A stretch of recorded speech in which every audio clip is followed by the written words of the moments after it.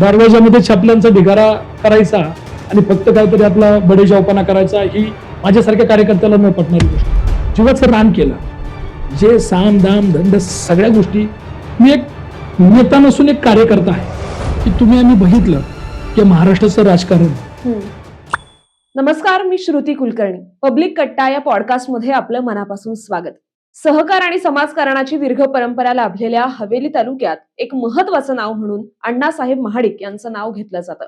शिंदवणे गावच्या आजपर्यंतच्या विकासात महाडिक कुटुंबाचं मोलाचं योगदान आहे.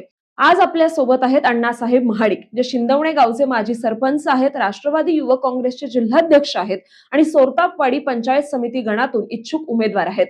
नमस्कार अण्णासाहेब. नमस्कार. पब्लिक कट्टा या पॉडकास्ट मध्ये मी आपलं मनापासून स्वागत करते.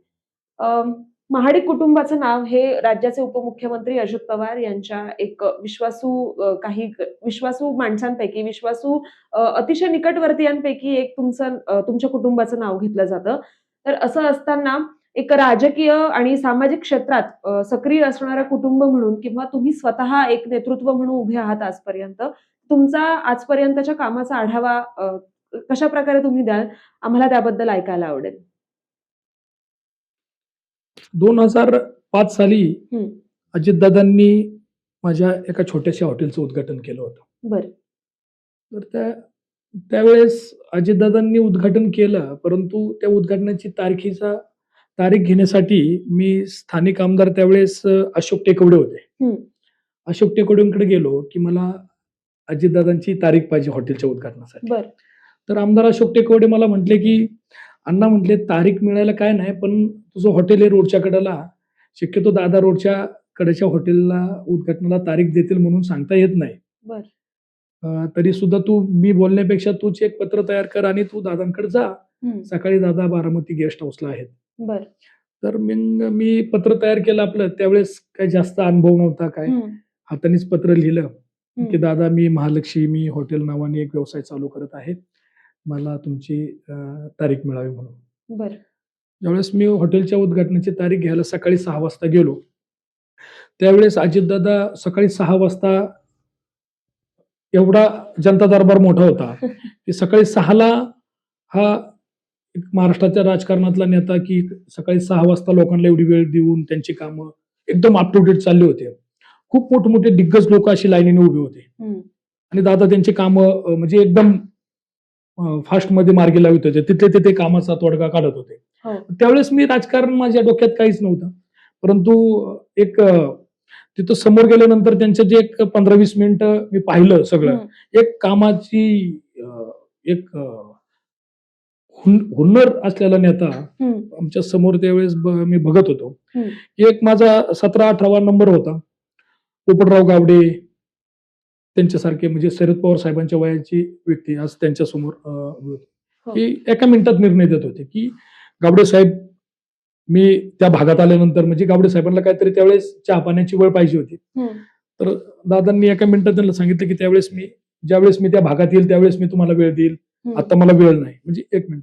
त्याच्यानंतर निंबाळकर राजे, मला वाटतं काहीतरी एक कुठल्या तरी संस्थेचं सभासद व्हायचं होतं, त्याचं पत्र दादांना त्यांनी दिलं. मी ते सगळं पाहत होतो. निंबाळकर राजे उभे होते, दादांनी ते पत्र वाचलं. म्हणलं, निंबाळकर, त्या संस्थेचं स्वतः अजितदादांना सभासद, मला अजित पवारला स्वतः सभासद होता आलं नाही, तर तिथं तुम्हाला कसं होईल? पाटकरनं पत्र फेकून दिलं. म्हणजे कामाची वेगळी. आणि मी तर थरथर कापत होतो की आपलं ते पत्र लांब उडून जाणार आता म्हटलं. म्हणजे एवढे मोठे नेते, सगळे वरिष्ठ, सगळे त्यांची कुठलीच कामं म्हणजे जे आहे ते स्पष्ट बोलत होते. आला माझा नंबर, आल्यानंतर मी पत्र दिलं, पाया पडलो, पत्र दिलं. दादांनी पत्र वाचलं, वरती पाहिलं, त्यावेळेस मी एवढा गंध असा लावलेला मोठा, आता जसं आहे तसं, आणि ते खालीवर बघत होते. नंतर त्यावेळेस मला वाटतं काहीतरी देशपांडे नावाचे पीए होते. ते देशपांडेला सांगितले, देशपांडे यांना तारीख दे, मी त्या हॉटेलचं उद्घाटन करणार आहे. आणि मला म्हटले, महाडिक, ते अशोकला सांग, म्हणजे अशोक टेकवडेंना सांग की मी हॉटेलचं उद्घाटन करणार आहे. थोडस पुढे गेल्यानंतर परत म्हणले, महाडिक, मी भाषण वगैरे काय करणार नाही बरं का, फक्त फितकं कापून जाईल.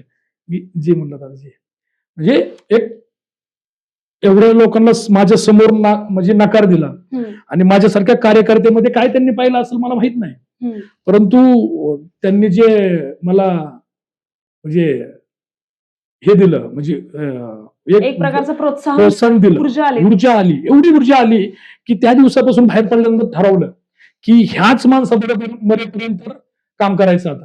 म्हणजे एवढा म्हणजे ह्याचा, कारण का काहीच राजकीय पार्श्वभूमी नाही, माझ्या बरोबर कोण मोठा असा नेता नव्हता मला वेळ देण्यासाठी, काय असा काही विषय नव्हता. तरी सुद्धा त्या नेत्यांनी काय दूरदृष्टी असेल, तेव्हापासून मी आज तक तागायत म्हणजे त्याच्यानंतर माझे बंधू शिंदवणे गावचे शाखा अध्यक्ष राष्ट्रवादी म्हणून काम केले, त्याच्यानंतर त्यांना मी कार्याध्यक्ष म्हणून काम पाहिलं त्यांनी.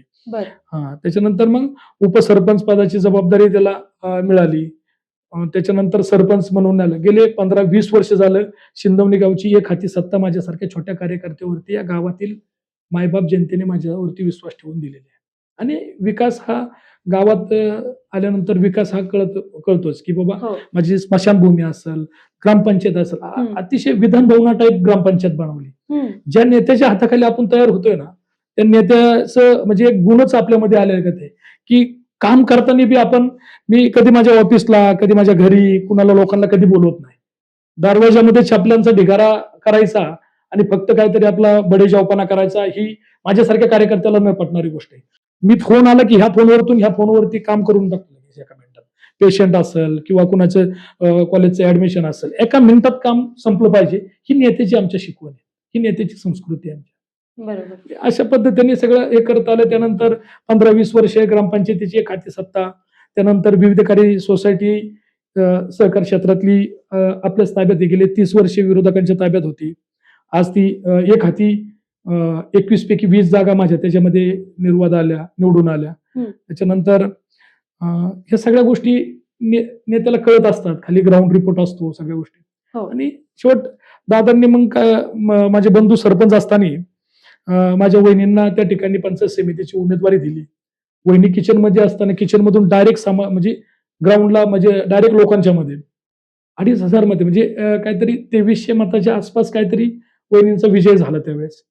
आणि दादांनी त्यावेळेस मला सांगितलं होतं की बाबा 3 सीटं त्या ठिकाणी पंचायत समिती 2 आणि जिल्हा परिषद 1, 3 सीटं तू जर निवडून आणली तर तुला मी सभापती कराल म्हणून. जीवाचं रान केला, जे साम दाम दंड सगळ्या गोष्टी वापरल्या त्यामध्ये की 3 सीटं त्या ठिकाणी निवडून आली. आणि दादांनी जो शब्द दिला होता मला, या पंचायत समिती महाराष्ट्रातली सगळ्यात मोठी पंचायत समिती, 26 पंचायत समिती सदस्यांची ही पंचायत समिती आहे. आणि त्या पंचायत समितीचं सभापतीपद माझ्या वहिनींना मिळालं. त्याच्यामध्ये आज आपलं 3-3.5 मताचंच गाव आहे, परंतु बाकीचे जर पंचायत समिती सदस्य बघितले तर कुठे 25-30 हजार लोकसंख्येचं गाव आहे. खूप मोठी गावं, वाघोली असेल, इकडं कात्रजचा हा भाग असेल, मांगडेवाडीपर्यंत असेल, देहू आळंदीपर्यंत असेल, हा खूप मोठा परिसर. या परिसराचं माझ्यासारख्या कार्यक्रम म्हणजे 102 गावाचं नेतृत्व करण्याची संधी वैशाली गणेशदादा महाडिक यांना दादांनी त्यावेळेस दिली. आणि एक निष्ठेचा पायिक अजितदादांचं एक कट्टर समर्थक म्हणूनच आपलं त्या ठिकाणी नाव आहे. पुणे सोलापूर हवेला बऱ्यापैकी राष्ट्रवादी काँग्रेस पक्षाच्या बॅनर वरतीच प्रत्येक कार्यक्रम अण्णा महाडिकचा होत असतो. म्हणजे स्वतःचा वाढदिवस असेल, पर्सनल कुठले कार्यक्रम असेल. गेले अनेक वर्षापासून मी खाली 9 वर्ष झालं माझी अष्टविनायक यात्रा त्या ठिकाणी चालू आहे. 9 वर्ष अविरतपणे 9 वर्ष मी अनेक महिलांना अष्टविनायक यात्रा त्या ठिकाणी दाखवतो. आताही माझ्या पहिला टप्पा आणि दुसरा टप्पा 3,000 महिला अष्टविनायक यात्रेला 3 दिवसाचा मुक्काम असतो म्हणजे त्याच्यामध्ये. अतिशय म्हणजे एक वेगळं मनोभाव आहे त्याच्यामध्ये. म्हणजे राजकीय दृष्टिकोन डोळ्यासमोर ठेवून कधी कुठले त्या ठिकाणी मी काही केलेलं नाही. म्हणजे गेले 9 वर्ष झालं करतोय आणि अविरतपणे करत राहणार आहे. म्हणजे या परिसरातील माता भगिनींना माहिती आहे की अण्णा महाडिक हा एक आपला भाऊ आहे, आपला मुलगा आहे. ह्या उद्देशाने ह्याच्यानेच आपल्याकडे ते भागतात. आणि आम्ही बघत असता की आपल्या घरातील एखादी जर महिला किंवा एखादी मुलगी जर कुणाबरोबर पाठवायची असेल किंवा कुठल्या एखाद्या कार्यक्रमाला पाठवायची असेल तरी सुद्धा ती घरातली लोक पाठवत नाहीत, वडीलधारी माणसं. ही एक आपली संस्कृती आहे मुलींनी बाहेर. पण माझ्यासारख्या कार्यकर्त्यावर गेले 9 वर्ष या परिसरातील मायबाप जनता म्हणजे त्यांच्या घरातली जे वडीलधारी माणसं आहेत ते माझ्यावरती विश्वास टाकतात. आणि 3 दिवस 2 मुक्काम त्याच्यामध्ये असतात. 3 दिवस त्या महिला माझ्या सोबत पाठवतात. त्यांना माहिती आहे की अण्णा माडिक हा आपल्या घरातला एक कुटुंबातला एक सदस्य असल्याप्रमाणे तळाच्या हाताच्या बोटाप्रमाणे मी त्या महिलांना सांभाळत असतो. एकदम विश्वासाने, एकदम आनंदाने, वातावरणात एकदम चांगल्या खुश सगळं अष्टविनायकचं दर्शन त्या ठिकाणी आम्ही करत असतो. निघून म्हणजे असं म्हणजे आपलं राजकीय जीवन हे खडतर चाललेलं आहे सगळं. व्यवसायात, उद्योगधंद्यामध्ये थोडंसं 19-20 किंवा चढ उतार होतात. पण राजकारणामध्ये, समाजकारणामध्ये एकदम तग धरून राहण्याचा माझा मानस आहे. एक लोकांची सेवा, गोरगरीब जनतेला एक वेगळ्या पद्धतीचा न्याय मिळवून देण्याचं माझ्यासारख्या कार्यकर्त्याचा एक हट्टच आहे. अण्णा, जसं तुम्ही म्हणालात की ज्या नेत्यांनी आपल्याला एवढी ऊर्जा दिली, प्रोत्साहन दिलं आणि त्या नेत्यासोबतच आपल्याला आता आयुष्यभर काम करायचंय, अशी तुम्ही भूमिका तेव्हा घेतलीत. अजित पवार हे नेहमीच एका ऊर्जेनं, वेगळ्या ऊर्जेनं काम करण्यासाठी सगळीकडे प्रसिद्ध आहेत आणि कामं आली की पटकन कशी होतील याकडे त्यांचा कल असतो आणि कुठेतरी त्यांचं रिफ्लेक्शन तुमच्याशी बोलताना मला तुमच्यात पण दिसून येतंय. ही चांगली गोष्ट आहे. तुम्ही जसं म्हणालात की अजित पवारांनी शब्द दिला होता आणि नंतर तुमच्या वहिनींकडे पंचायत समितीचं सभापती आलं. आता तुम्ही पंचायत समिती निवडणुकीसाठी रिंगणात उतरलेले आहात. यामागे तुमची भूमिका काय होती? काय माहितीये का, या परिसरामध्ये मी काम करत असताना मी गेले 5 वर्ष म्हणजे 9 वर्ष आपल्या इलेक्शन म्हणजे काही कारणास्तव पुढे गेलेले आहेत. परंतु मी गेले 9 वर्ष जिल्हा परिषदसाठीच इच्छुक होतो आणि बरं. जिल्हा परिषदलाच उभं राहायचं हं. याच्यासाठी मी या परिसरामध्ये काम करत आहे. बरं. परंतु संविधानाने दिलेल्या घटनेने जे आखून दिलेल्या नियमाप्रमाणे आरक्षण झालं. आमच्याकडे आरक्षण एससी ला गेलं जिल्हा परिषद, खाली पंचायत समिती ओबीसी मधून गेलेलं आहे, खाली परत एससी महिला आलेली आहे. अच्छा. असं तर त्याच्यामध्ये मी इच्छुक हा नव्हतो. आमच्या परिसरातील तरड, वळती, सोरतोपवाडी या परिसराला, उरुडी कांचन या परिसराला, एखाद्या छोट्या गावाला संधी देण्याचा एक माझ्यासारख्या कार्यकर्त्याचा एक मनामध्ये इच्छा होती. परंतु काय झालं की उरुडी कांचन 1 नंबर वार्ड आमच्याकडे जोडलेला आहे. त्याचं 4300 आसपास मतदान आहे. माझं स्वतःचं शिंदवणे गाव आहे, तिथं 3300 मतदान आहे. वळती 1700 मतदान आहे, वळती म्हणून गाव आहे. तरड्यामध्ये 1700च्या आसपास काहीतरी मतदान आहे. सोरतापोडीमध्ये 5200च्या लगभग असं मतदान आहे. असं मिळून सोरतापोडी पंचायत समिती गणाचं 16500 मतदान आहे. आणि भाजप त्या ठिकाणी म्हणजे ग्रामीण भागात तसं राष्ट्रवादीचा बालेकिल्ला म्हणूनच, आणि पहिलेही आमच्याकडे 2 पंचायत समिती जिल्हा परिषद गेले अनेक वर्ष झालं आहेच. पण तिथं भाजपनी एक रणनीती आखली. तिथं थोडंसं भाजपने एक थोडंसं चांगला उमेदवार दिलेला, म्हणजे चांगला म्हणजे थोडासा स्ट्रॉंग उमेदवार दिलेला आहे आणि त्याच्यामध्ये त्यांचं काम चालू झालं. मी राष्ट्रवादीचं अनेक गावातील पदाधिकाऱ्यांना, नेते मंडळींना सांगितलं की बाबा कोणीतरी चांगला उमेदवार पुढे घ्या आणि त्याची तयारी चालू करा. परंतु कुणी पुढे येण्यास तयार नाही आणि कामही चालू करत नव्हतं. मी 2 महिने एकंदरीत सगळ्या गोष्टीची वाट पाहत होतो, नेत्यांशी बोलत होतो, चर्चा करत होतो. शेवट मी जिल्ह्याचा अध्यक्ष आहे आणि माझ्या पंचायत समिती गणामध्ये जर पंचायत समितीची सीट जर गेलं तर म्हणजे अजितदादा मला काय म्हणजे सोडणार नाही. म्हणजे शेवट माझ्यासारख्याची बी मान खाली जाते, माझ्या नेत्याची बी मान खाली जाते. मी जर जिल्ह्याचा अध्यक्ष त्या ठिकाणी काम पाहतोय, संघटना जिल्हाभर बांधतोय. आमदार माऊलीआबा कटके यांना 75,000 मतांनी या शिरूर हवेलीतील पदाधिकाऱ्यांनी व कार्यकर्त्यांनी, राष्ट्रवादीच्या सर्व नेते मंडळींनी माऊलीआबांना त्या ठिकाणी 75,000 मतांनी निवडून आणलं. आणि माझ्या जर गाण्यामधलं जर शीट पंचायत समितीचं उद्या पडलं तर माझ्यासारख्याला थोडंसं एक दुःखद घटना राहील.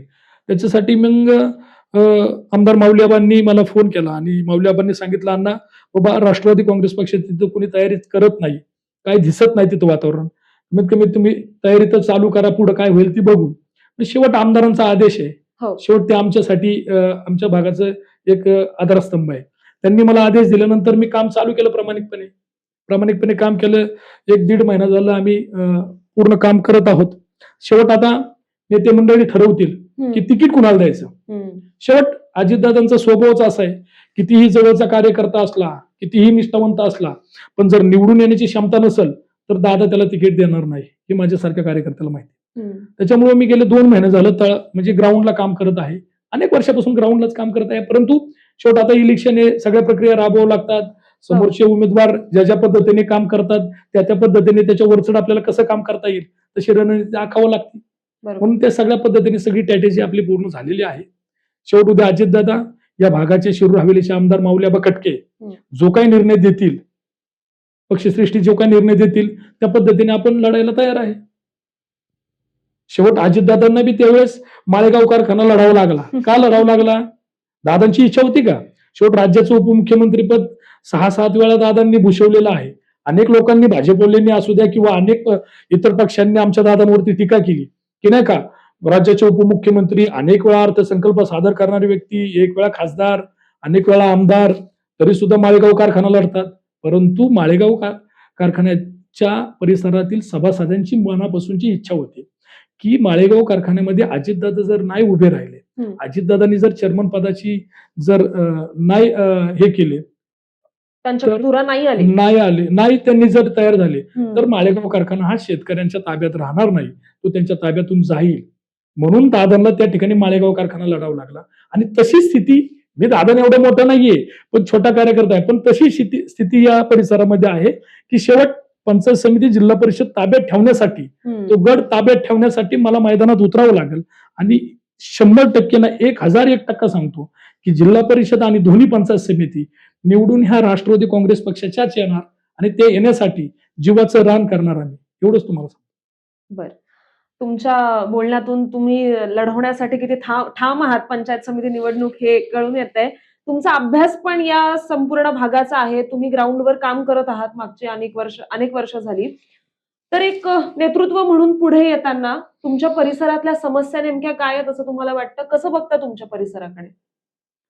शेवट आमचा भाग हा ग्रामीण भाग आहे. म्हणजे खेड्याचं खेडे पण अजून आमच्या गावांनी टिकून ठेवलेलं आहे. म्हणजे शेतकरी, वाडी, वस्ती, सगळ्या गोष्टी ह्या आहेत तशाच आहे. पुण्याच्या जवळचा भाग आहे हडपसर, पुणे, म्हणजे जास्त काय लांब नाही. परंतु भाग वाढत चाललेला आहे.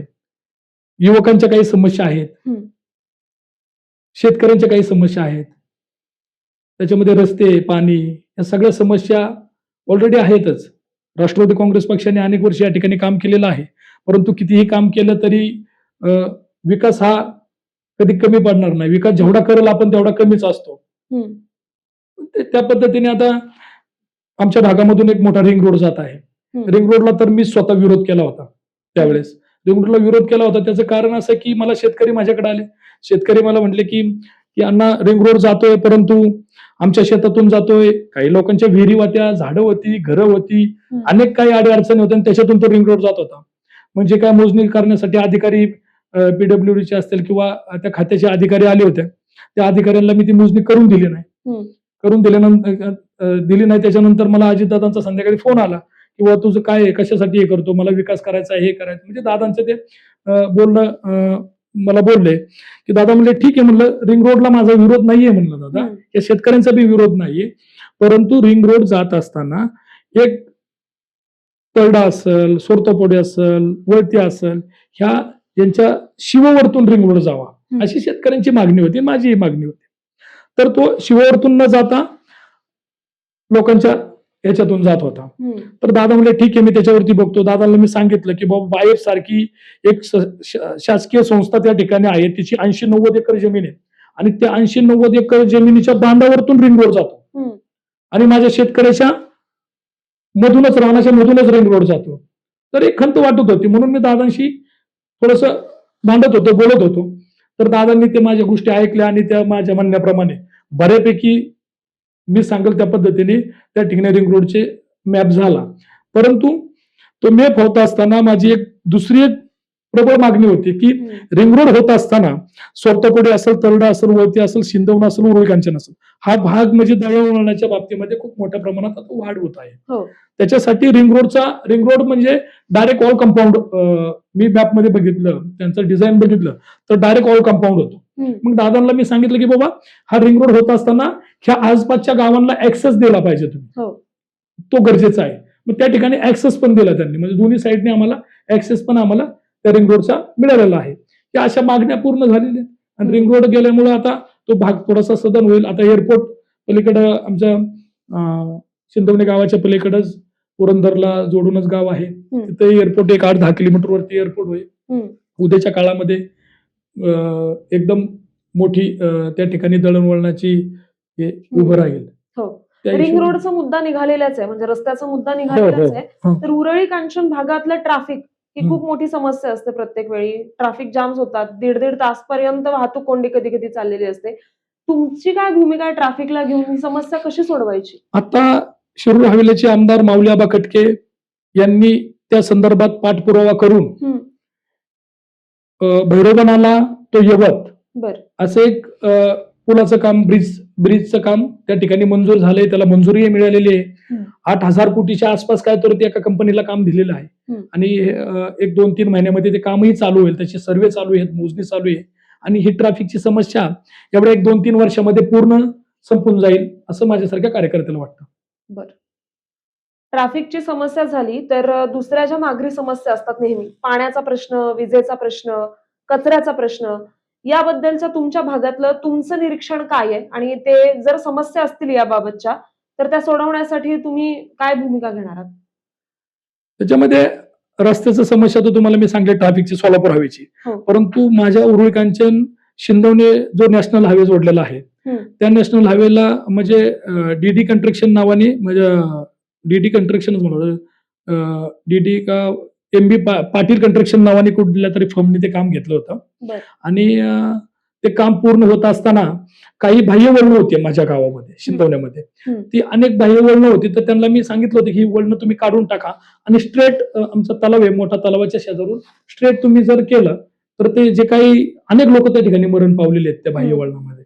तर ती माझी एक समस्या होती. पण ते कॉन्ट्रॅक्टर काय ऐकत नव्हते की आमचा हाच मॅप आहे, असं आहे तसं आहे. कारण का एक कॉस्टिंग वाढत होतं त्यांचं. म्हणजे इकडून जर त्यांचं XYZ अमाऊंट मध्ये होत होतं तर तिकडं ते जास्त वाढत होतं, म्हणून ते करत नव्हते ऍक्च्युली. मग माझे बंधू गणेशदादा माडिक शिंदवणे गावचे सरपंच म्हणून कार्यरत होते. मग त्यांनी 7 दिवसीय आमरण उपोषण केलं. 7 दिवसीय. त्या ठिकाणी आमदार अशोक पवार होते तरी ते भेटीला आले नाहीत. परंतु आताचे विद्यमान आमदार आहेत माऊली आबा खटके, ते त्यावेळेस जिल्हा परिषदेचे माजी सदस्य, शिवसेनेचे जे जिल्हा अध्यक्ष होते, त्यांनी त्या ठिकाणी येऊन भेट दिली आणि त्याच ठिकाणाहून ते संबंधित अधिकाऱ्यांना फोन लावल्या आणि एवढं झाड वाढलं की त्यांना म्हणजे प्रतिभय करून सोडली. त्याच्यानंतर या भागाचे माजी खासदार शिवाजीदादा आढळराव पाटील तेही आले, त्यांनी भेट दिली. त्याच्यानंतर अजितदादांनी ते कामाची दखल, म्हणजे उपोषणाची दखल घेतली आणि दादांनी संबंधित अधिकाऱ्यांना सूचना दिल्या आणि त्याला 12 कोटी रुपये मंजूर करून दिले आणि 12 कोटी रुपये मंजूर करून आज त्या ब्रिजचं काम चालू आहे. त्या तळ्यामधून तो ब्रिज चालू होतोय. एक 4 बाह्य वळण आमची निघून जातील आणि एकदम स्ट्रेट त्या ठिकाणी तो रस्ता होतोय आणि जे काही आतापर्यंत मृत्युमुखी पडलेलं प्रमाण आहे ते म्हणजे 0% होईल. अजिबात कुठेही ऍक्सिडेंट होणार नाही. तो एक रस्त्याचा प्रश्न झाला. आमचं कुंजरवाडी, आळंदी, म्हातुबाची, तरडे, वळती आणि शिंदवणे रेल्वे स्टेशन, तो एक मधला भाग माऊली आबा खटकेंनी, आमदारांनी आमच्या आता तो एक रस्ता मंजूर केलेला आहे. त्याचं हे लवकरात लवकर काम चालू होईल. आणि त्याच्यामध्ये तुम्ही मला पाण्याची समस्या केली. वैयक्तिक जलजीवनची स्कीम प्रत्येक गावागावामध्ये चालू आहेत. माझ्या गावामध्ये 48 कोटीची स्कीम चालू आहे. पुणे जिल्ह्यामध्ये कुणाचीही कुठल्याही ग्रामपंचायतीची आतापर्यंत ती स्कीम एवढी पूर्ण झालेली नाही. 2 महिन्यामध्ये माझ्या शिंदवणे गावची जलजीवनची 48 कोटीची स्कीम पूर्ण होईल. 2 महिन्यामध्ये घरोघरी पाणी पोहोचून जाईल. त्याचं कारण की एकदम नियोजनबद्ध, म्हणजे कंटिन्यू कॉन्ट्रॅक्टरच्या कॉन्टॅक्टमध्ये राहणे, त्याला एकदम शिस्तीत सगळ्या गोष्टी सांगून देणे, त्याला जी काय लागल गाव पातळीवरती जी काय मदत लागेल ती सगळी मदत त्याला पुरवणे एकदम. आणि कॉन्ट्रॅक्टर पण अतिशय चांगल्या पद्धतीने काम करतोय. आणि सगळ्यात पुणे जिल्ह्यात जर लवकर स्कीम झालेली असेल तर ती माझ्या शिंदवणे गावची आहे आणि परिसरातल्याही चालू आहेत, त्याही पूर्ण होतील. त्याच्यामध्ये तुम्ही मला लाईटचा प्रश्न विचारला. लाईटचं आमच्या परिसराला काय झालं की लाईट आम्हाला 24 तास मिळत नाही. ते कमी आहे की रात्रीचं शेतकऱ्यांना दिवसा लाईट कमी येते म्हणून रात्रीची लाईट थोडीशी वाढत असेल म्हणून शेतकरी हा रात्रीचा रानात जातो, ऊसावरती पाणी सोडायला जातो, कांद्यावरती जातो, फुलावरती जातो आणि त्याच्यामध्ये अनेक लोकांना दामन असेल, साप असेल, सर या बऱ्याच घटना दुर्घटना आमच्या भागामध्ये घडलेल्या आहेत. त्याच्यानंतर मग मी माऊली आबा कटकेंना आमदारांना एक माझ्या ग्रामपंचायतीकडून प्रस्ताव दिलेला. तो प्रस्ताव दिला की माझ्या गावामध्ये गायरान जागा ग्रामपंचायत मालकीच्या हक्कामध्ये भरपूर काही क्षेत्र आहे. 100-150 एकराच्या आसपास ते क्षेत्र आहे गायरान म्हणून. तर त्यातली मी 1 एकर जागा ग्रामपंचायतीचा ठराव करून MSCB कडे त्याचा प्रस्ताव दिलेला आहे. माऊली आबा कटकेंकडे दिला आहे. माऊली आबा कटकेंनी बी पुढे तो प्रस्ताव विकला आणि 1-2-3 महिन्यामध्ये ते सबस्टेशनचं काम चिंचवणी गावामध्ये पूर्ण होईल. कृष्णा खोऱ्याची स्कीम आमच्या गावामधून पाण्याची गेलेली आहे पाईपलाईन. त्याचं एक सबस्टेशन मोठं आहे परिसरासाठी. तर त्याचंच काही सप्लाय द्यायचा आम्ही मागणी केलेली आहे. तेही काम लाईटीचं की 24 तास लाईट या परिसराला कशी मिळेल त्याच्यासाठी प्रामुख्याने मी स्वतः प्रयत्न करतोय आणि चालू आहेत कागदोपत्री. म्हणजे एकदम युद्ध पातळीवर लाईटच्या प्रश्नासाठी मी लढत आहे. बर, तुमच्याकडे नागरी समस्यांचा अभ्यास आहे आणि त्याचबरोबर समस्या सोडवण्यासाठीचं विजन सुद्धा आहे पुढील 5 वर्षांसाठी, हे तुम्हाला बोलताना समजतंय. दुसरा महत्वाचा मुद्दा असतो युवकांसाठीचा रोजगार आणि महिलांचं सक्षमीकरण, कारण हे 2 घटक लोकसंख्येतले सध्याचे अत्यंत महत्वाचे आणि संवेदनशील घटक झालेले आहेत. कारण तुम्ही ज्या भागातून येता तो भाग पुण्यासारख्या अत्यंत महत्वाच्या मेट्रो सिटीच्या लगतचा भाग येतो आणि अशा भागात युवक हे रोजगारासाठी स्थलांतर करत असतात. तुमचं काय विजन आहे युवकांच्या रोजगाराला घेऊन तुमच्या भागातल्या, आणि महिलांसाठीचं काय विजन आहे?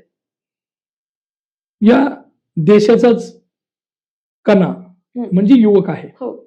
मग युवकांसाठीच एक भविष्य काळामध्ये एक मोठं योगदान की युवकांना रोजगार मिळवून देण्यासंदर्भात असेल, त्यांच्या क्रीडांच्या समस्या काही प्रश्न असतील, काही रोजगार मिळावे मोठ्या प्रमाणात, एक इंडस्ट्रियल कंपन्यांच्या काही कंपन्या या परिसरामध्ये आणून रोजगार मिळावे मोठ्या प्रमाणात उभे करणे आणि एक युवकांना की 10वी पासून तर पुढे जे काही शिकलेले युवक आहेत किंवा 10वीच्या आतले आहेत काही, एक 10,000 पासून तर एक 50,000 रुपयापर्यंत कसा त्यांना रोजगार मिळवून देईल असा एक आपला प्रयत्न प्रामुख्याने राहणार आहे.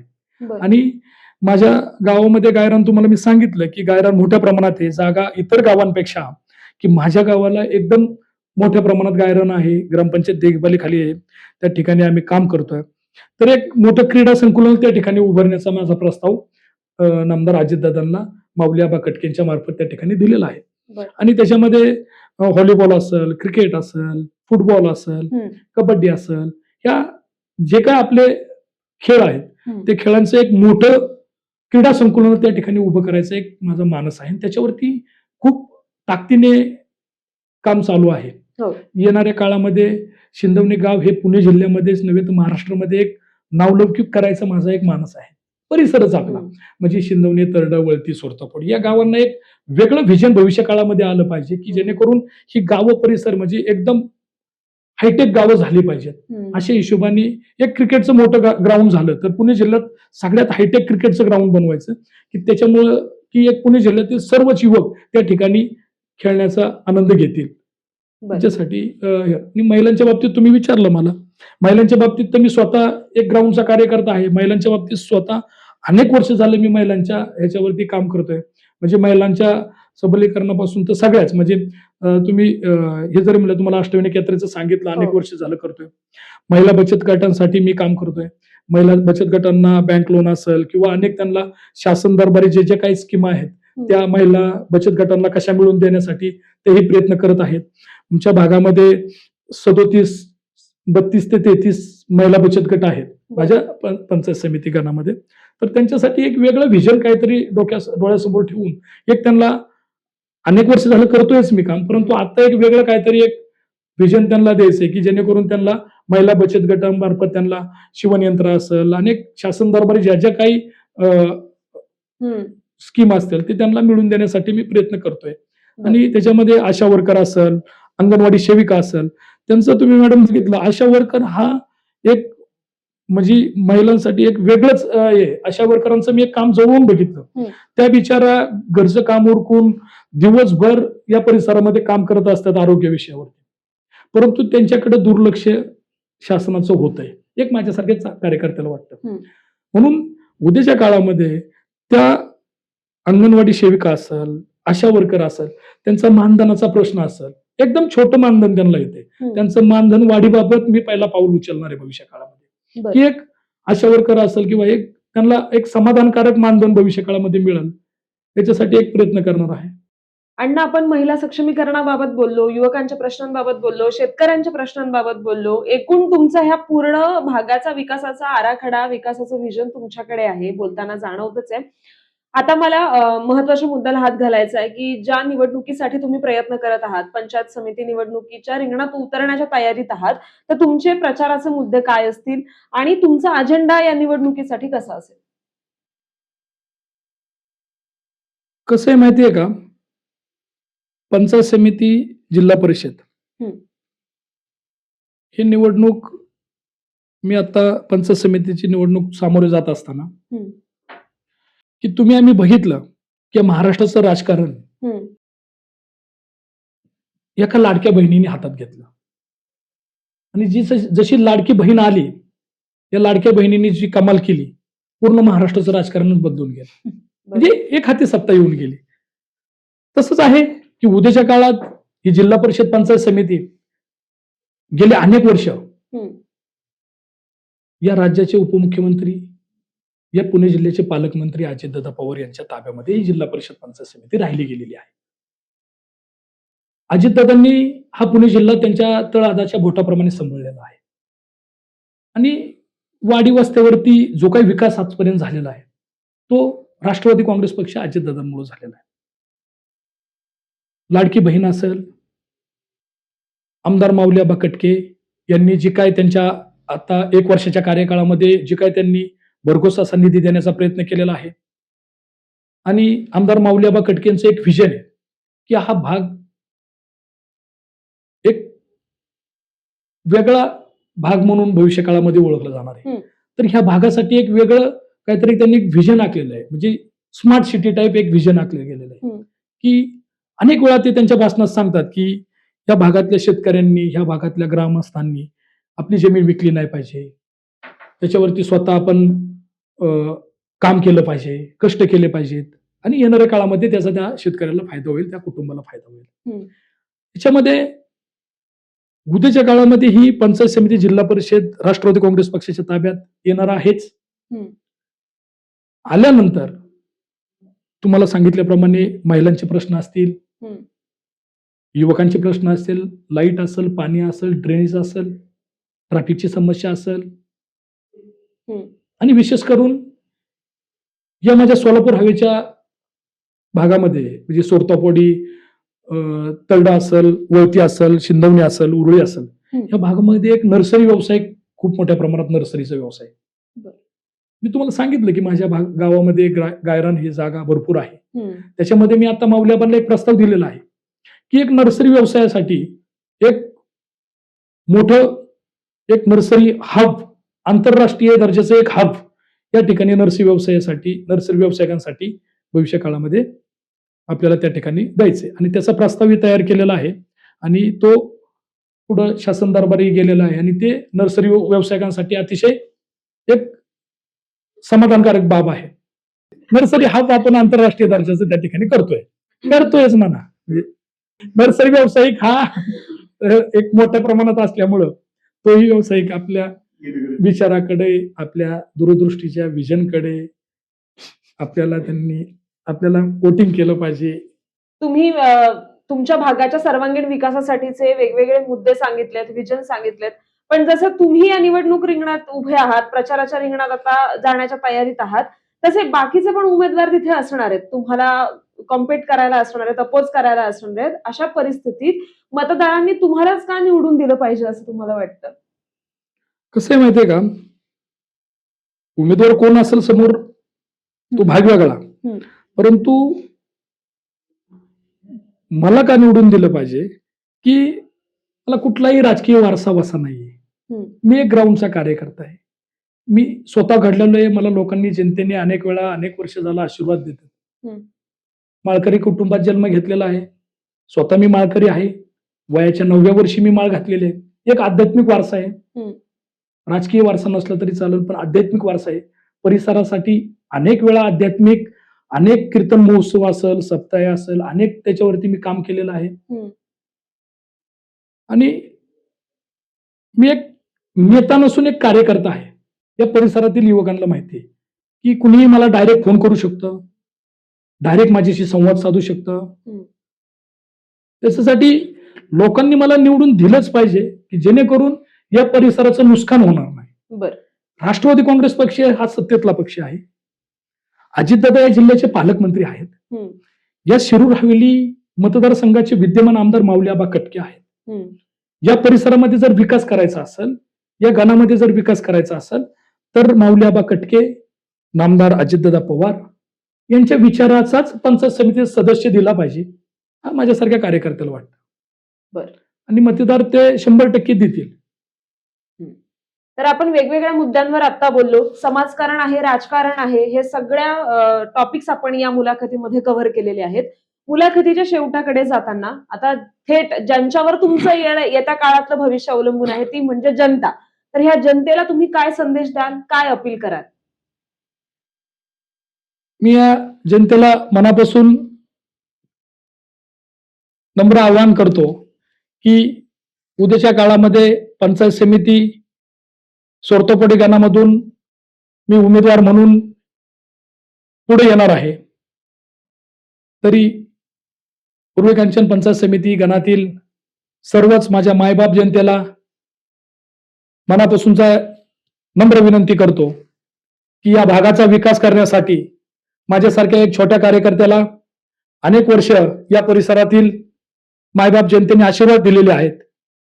या माझ्या शिंदवणे गावाने मला बिनविरोध ग्रामपंचायत सदस्य, बिनविरोध सरपंच, माझ्या वहिनी पंचायत समिती सदस्य, हवेली तालुक्याच्या सभापती, माझी मिसेस मनीषा अण्णा महाडिक शिंदवणे गावच्या सरपंच होऊन गेल्या, बंधू माझे शिंदवणे गावचे सरपंच झाले.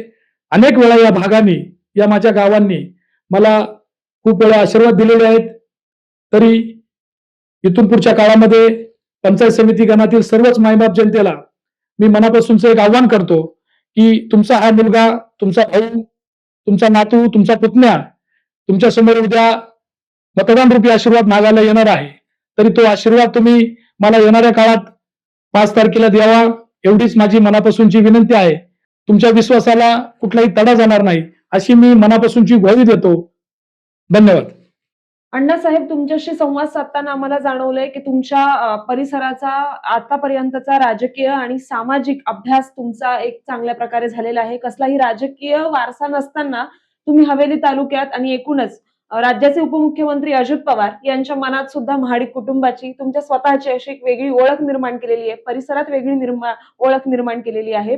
त्यामुळे येत्या काळात जनतेला सुद्धा तुमच्याकडून अनेक अपेक्षा असतील, आशा असतील, यात शंकाच नाहीये.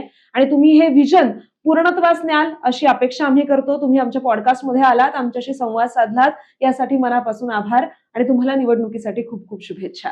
धन्यवाद.